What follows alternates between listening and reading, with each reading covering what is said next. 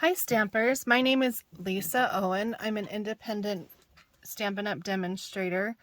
I live in Utah just outside of Salt Lake City, and I am more than happy to participate today in World Card Making Day with a little bit of a tutorial. I've chosen to do a card box, and we can make some coordinating cards using the stamp set Nuts About Squirrels.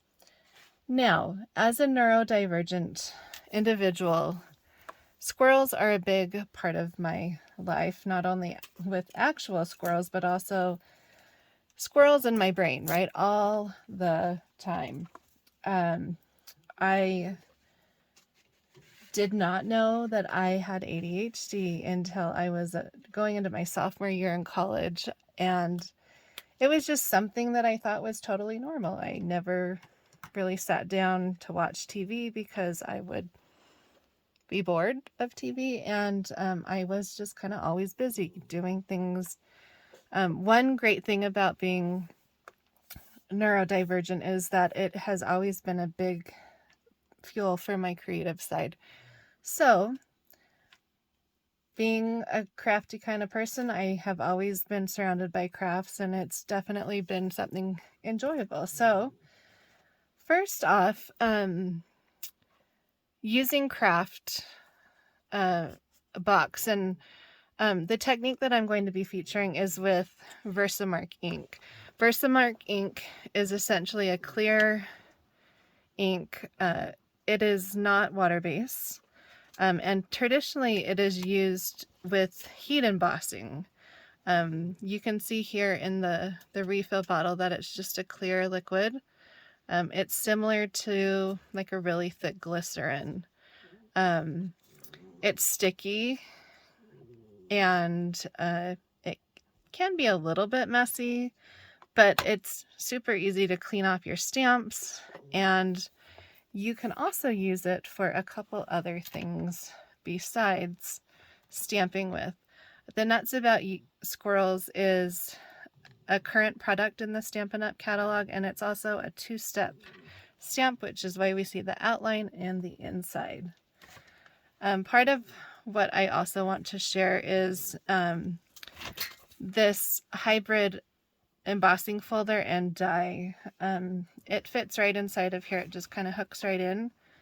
You run it through your embossing machine, and you end up with some really cool detailed paper.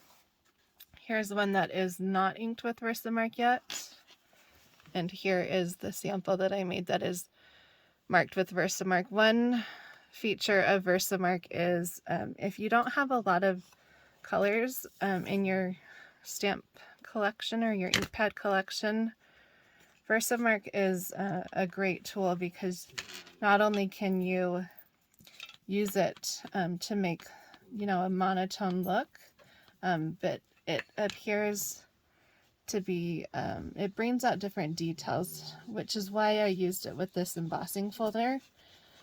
When you put on the embossing ink, I am using a smaller brush. The bristles for this smaller brush, I believe it's from the dollar store, one of those really inexpensive sets on Amazon. I like the size of the head.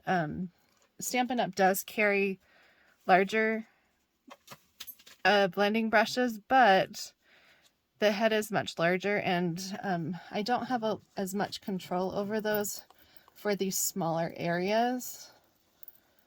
And I tend to be a little bit heavy-handed as a stamper, so I like to have a variety of sizes to be using for the stamping. You can add as much or as little Versamark that you want, depending on what technique that you want to do to bring out that. And if you touch your brush, it does feel a little bit sticky, so I know that I do have plenty of ink that is still in there. It just might not appear to go on as dark as the other ones. It's just because it's not as saturated. When you're using Versamark ink, you do need to let it dry a bit, otherwise it can smear a little bit. It's great for the heat embossing powders, like I mentioned before, because it allows some time for you to stamp and then pour on the embossing powder so it sticks. And I'm going to show you some other details that I added. I'm just going to put this aside while that dries a little bit. That's the one that I did earlier, and excuse the reach. Using soft suede, I used an even thinner brush, and you can tell here just how small it is compared to my fingernail. I just gently brushed it along the ink pad to pick up some color here, and then I just went along the bark to just kind of give that a little bit of a border. What I like about using brushes is you can alter your pressure. This is not as neat as I would like it, but I feel like the brushes give me a little bit more control than like a foam dauber would for these ridges. But again, of course, when you're doing this on your own, you can be as detailed as you'd like. You can see even just barely touching it on there, it still will catch all those details with that embossing folder. The point of this is what I used to create some of the backgrounds for some of the cards that I made. That hybrid embossing folder allows you excuse me, to cut out the tree cookies so you can have a variety, and depending on how you'd like to move them. Excuse me. Thanks for waiting for me. It's always like the unexpected times when you don't want to be coughing that they always come up, right? I just recently switched jobs after being in the classroom for 21 years, and I have moved on to working for a corporation that focuses on a creative field, and it's been a huge change for me. And again, playing into my ADHD part, it's been a huge change, but a very welcome change. So I'm still getting used to talking all day long, but I love it. So a little side note there. So what I did with the tree cookies is I cut them out with some of them, and I stacked them up. You do get the cutouts, and then there's also additional dies that you then can cut out the inner, that middle ring, and then I just went in with scissors and cut around the edges here.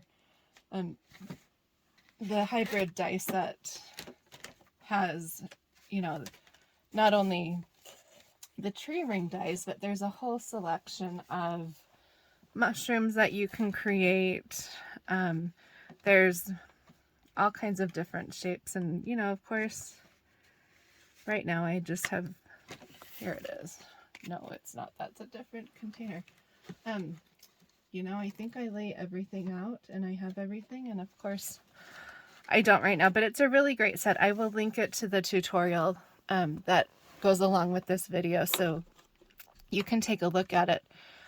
But what fascinated me was I was not intending to do this. I do sometimes go to Pinterest for inspiration or look on Facebook and card groups, and I see something I like, and that's my jumping off point, and then it always takes a turn. I just kind of use that for my jumping off point, but I really love the 3D effect that the tree rings create to give it more depth and dimension. And you can really kind of dress up the card front to just a plain card, or you could even use this for a card box cover. So that was one of the techniques. I just really enjoyed seeing how the Versamark took on its own coloring and kind of represented the different wood tones. And you can see just the range that you can do. The other technique that I also did was, using the Versamark on the craft, doing the brown along the edge, and then I pulled out some metallic paper and ran it through to give that, kind of that fancy touch to a pretty basic card. I just tucked this inside the embossing folder, put this under on the bottom and ran it through the die cut machine, and then just popped on a little squirrel, and I feel like that could be a really great fall card and for any occasion.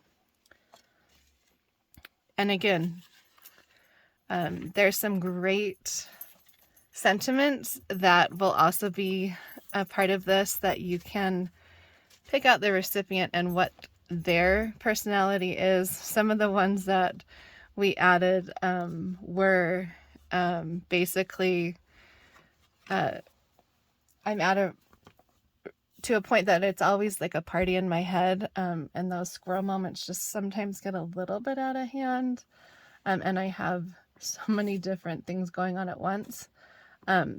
So there's a lot of different sentiments that you can add. Unfortunately, my printer is not working tonight, so I am not able to hook them up, but there's some really great funny sentiments that you can add when it comes to all about having those squirrel moments. And boy, do I have a lot of those moments while crafting. I definitely am kind of a chaotic crafter with my mess around me, but I feel like that just is a big part of my creative process at times, and we just go from there. So here's what the card box looks like. I'm going to pull in my inspiration piece that I made last year at a gathering with some other demonstrators in our area here.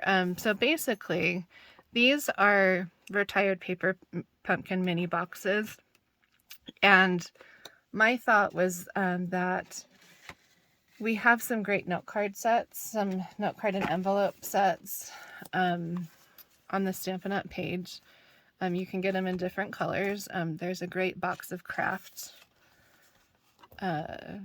cards that come in a pretty large box, and the note card sizes are a great size that you could fit them inside the box, or these craft boxes that we have right now with the acetate fronts.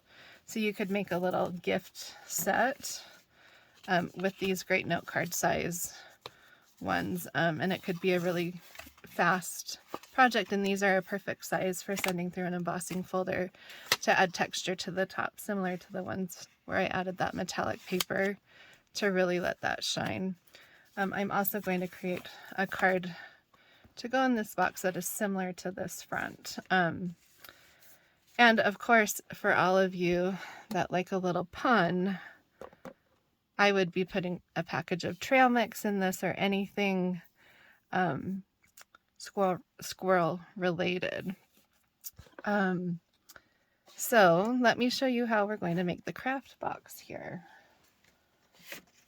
Now, just so you know, I do have the front stamped. I filmed this video earlier and it was completely rotated, and I decided to start all over again. So with the craft box, the great thing about the Versamark technique is it's super forgiving, so there's really no messing up with it. And you can be really random depending on how much you want that image to be. The more pressure you add to the stamp, the more of a watermark it's going to leave.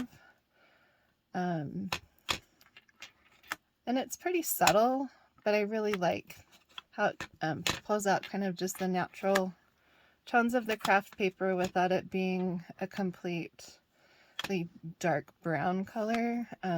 So then you can really pair it up, with the fall tones, or I guess we would say a fall palette, to mimic the leaves changing, and depending on your area. So being in North America, we're in the fall season now, and especially here in Utah,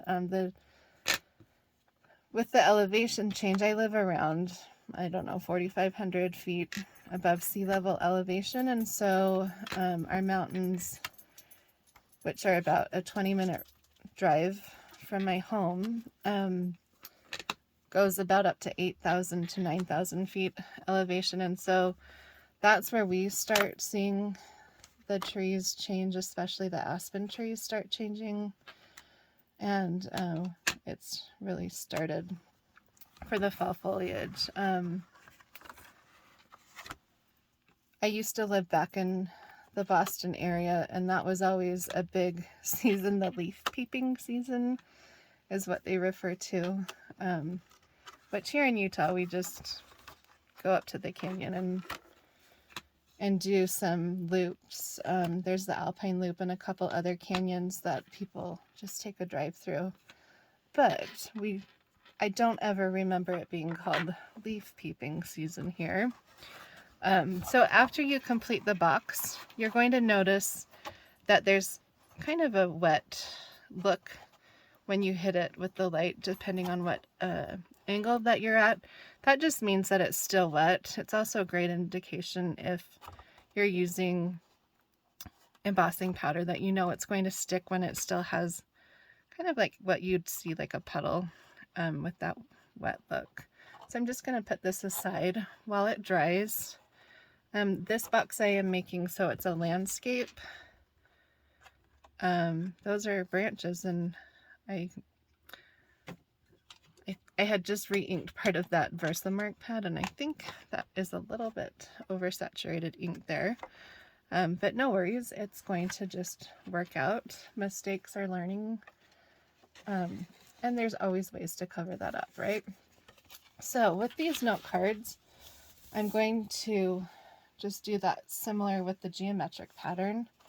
The base here is, this that I cut is a little bit too card for that, so I'm just going to move this base off. You could use a typical A2 size card for this. So there's a handful of measurements that I can give you while I find those parts. I put everything in a nice and neat pile, and of course they end up escaping from me. And you'll hear my dog Coco in the back. She is 15.5 years old, and it's her bedtime right now, and so she is trying to get me to come upstairs because she thinks she's the boss of the house. All right, so what we have here is this square here is a 2.5 inch by 2.5 inch square. So you'll want to cut that down. And again, you modify the measurements for what works for you. So we have the 2.5 inch square here. So 2.5 by 2.5. The yellow here is, again, 2.5 inches long by 1 inch wide. I cut orange for the next one, which is 1 1/4 by 2.5 inches. And for the bottom row here, I have 3/4 of an inch wide by 3.5 inches in length. Or I guess length would be 3/4 and width would be 3.5. And then it looks like I need to cut down my Cajun craze here.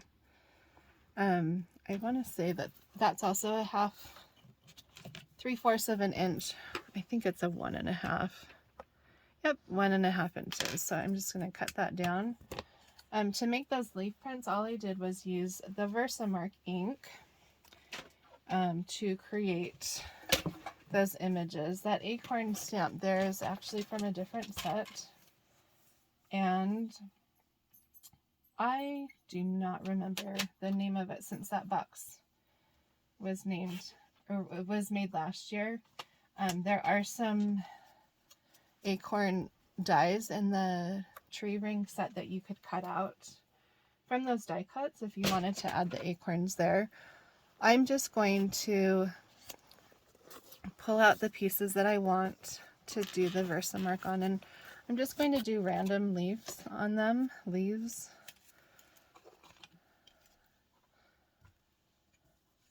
Again, I'll just bring this over here and I'll move the back one away. I'm going to pull in a scrap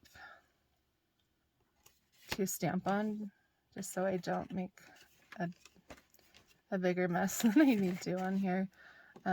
Sometimes I just stamp on whatever, but that's not always a good idea, especially if you don't want ink to get on the back of your cards, or even when I put down the grid paper, somehow I end up getting adhesive all over everything.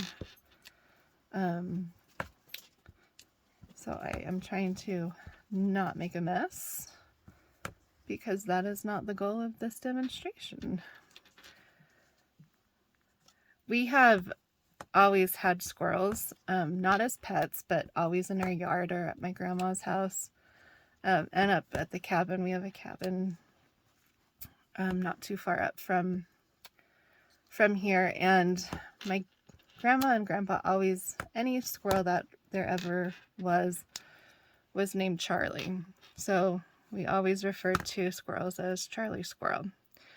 Well, of course they like to taunt the dogs, run down the telephone pole, taunt them, you know, chatter at them, and my mom's dogs go nuts with the squirrels, and they come down just close enough to tease them, but then they run away.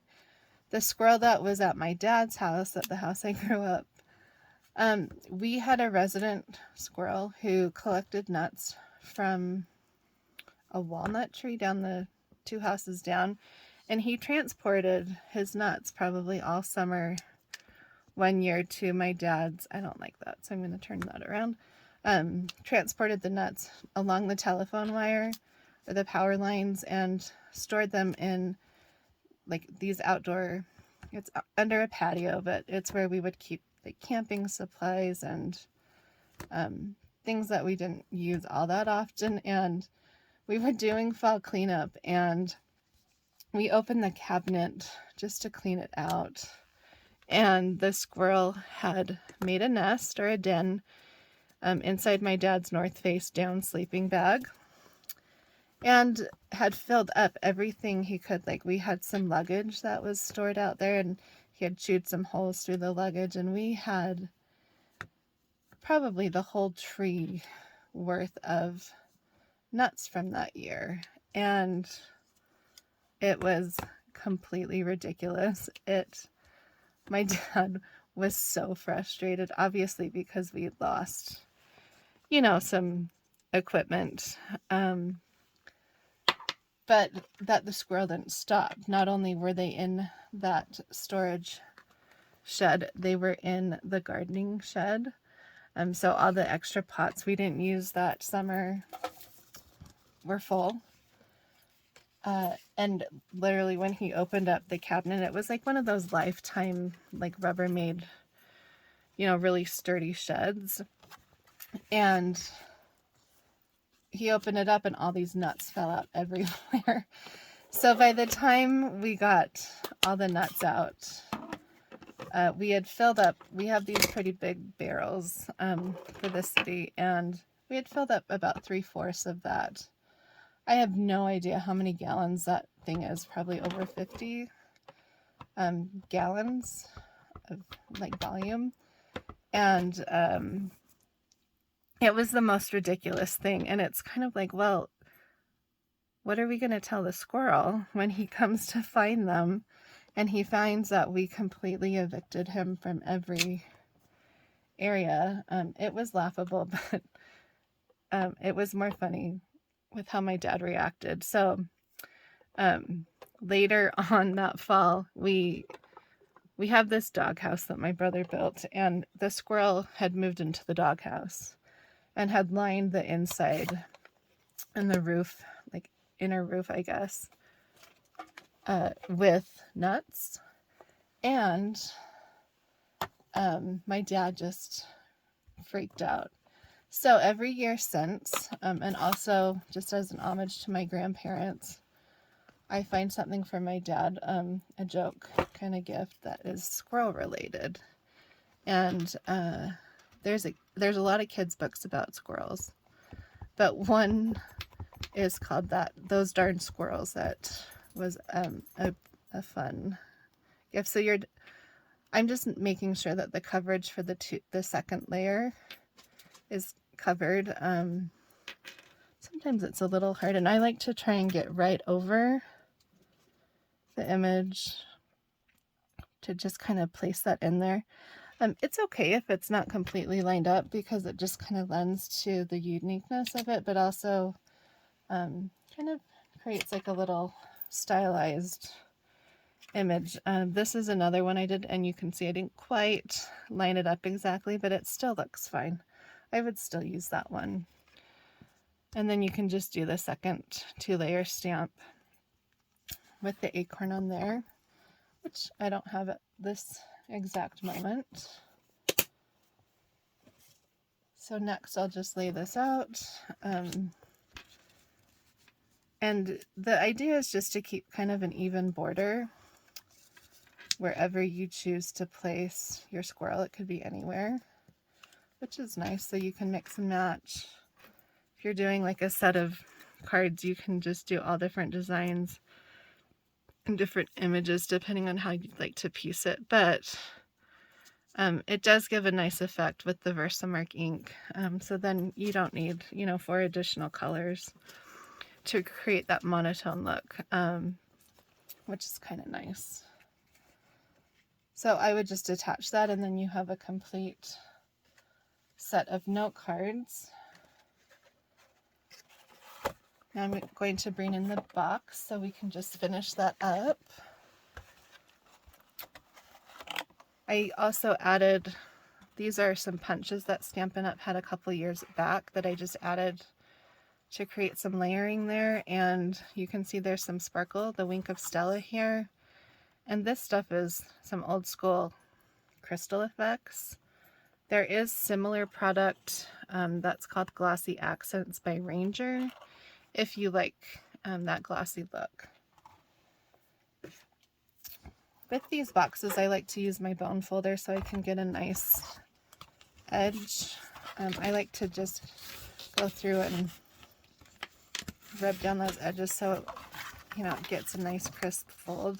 The craft paper is thicker, or this box at least, is thicker than the traditional cardstock weight. So these can hold up.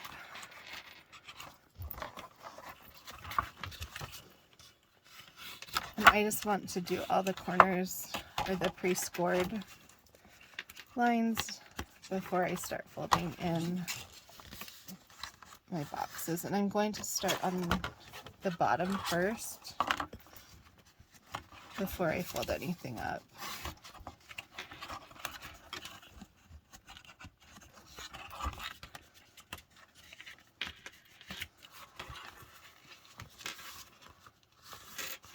All right, so the first step I'm going to do is these tabs right here are going to go to the top lid.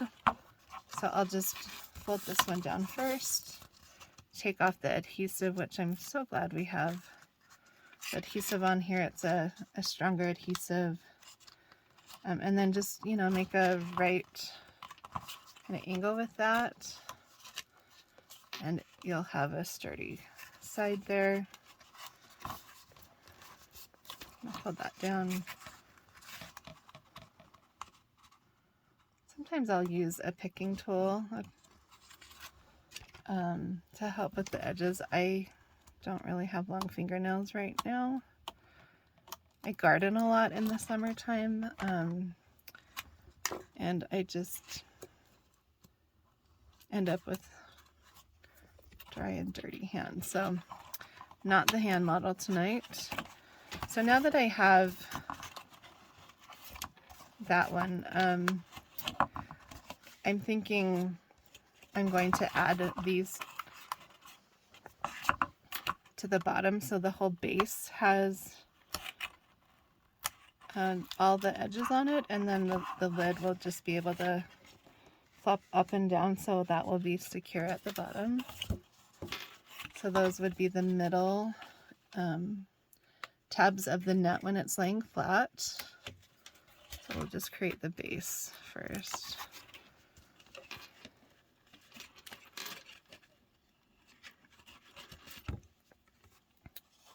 And then I'll continue up here and finish the box.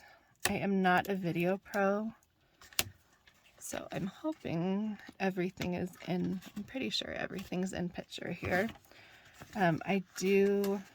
Eric, my partner, he actually is a video editor, and you know, you think that, you know, you have access to that, but it's one of those things, if you do it for work, you don't always want to do it at home, right?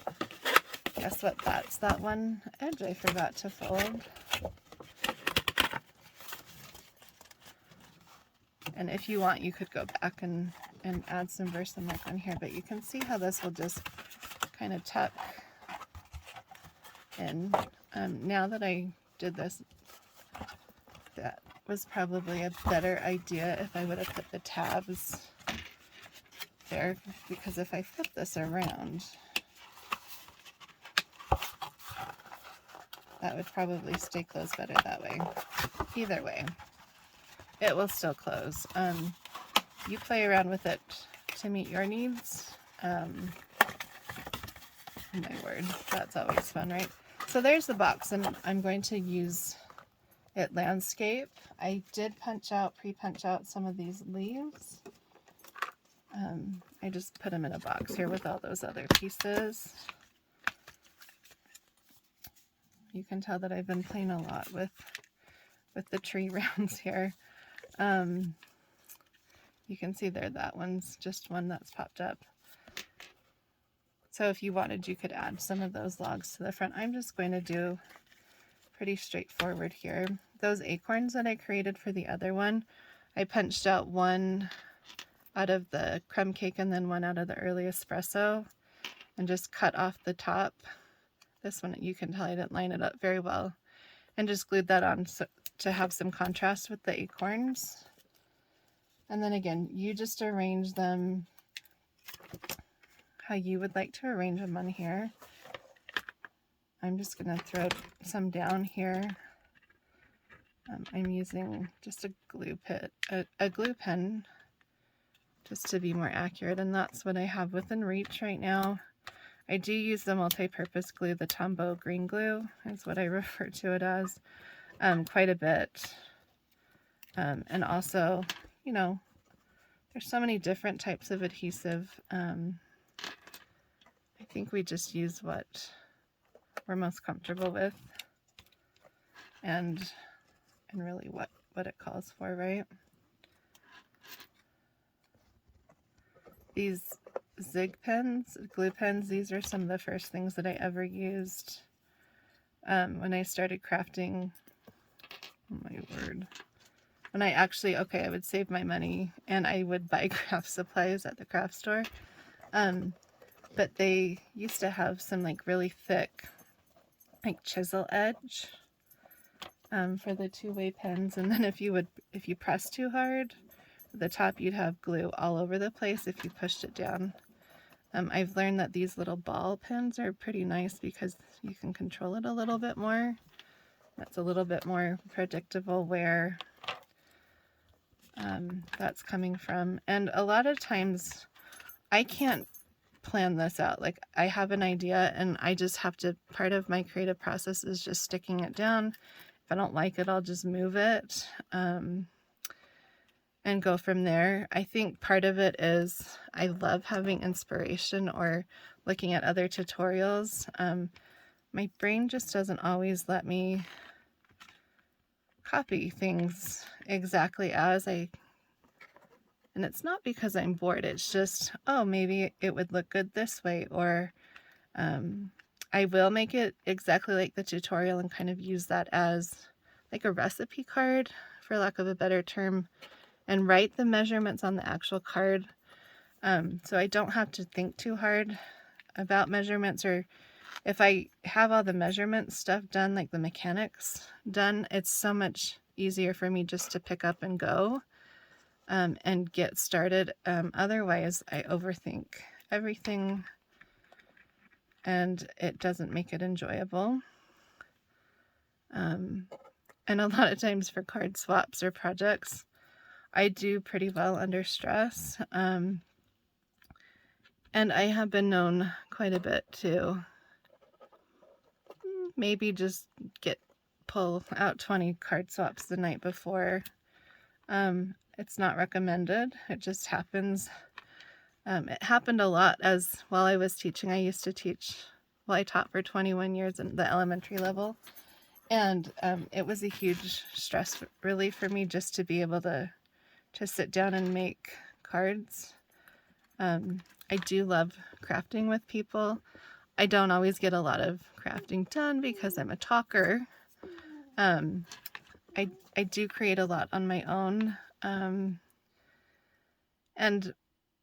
right now it's a little too quiet for me, which might be weird, but it feels a little awkward because I don't have any background noise happening here, except for probably what you're hearing from my dog, Coco. My cats will usually come at night and want to sit on the table or on top of me, so I can't use my hands. Ended up with some COVID cats while I was teaching from home, and they grew up with my kids that year, which was fun. I think I'm just gonna leave those leaves like that right now. And then dimensionals are a favorite of mine.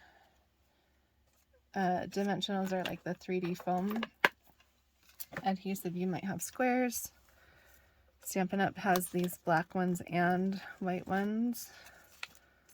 And I just like that it gives, you know, some more dimension without having to go overboard. A funny thing, when I started with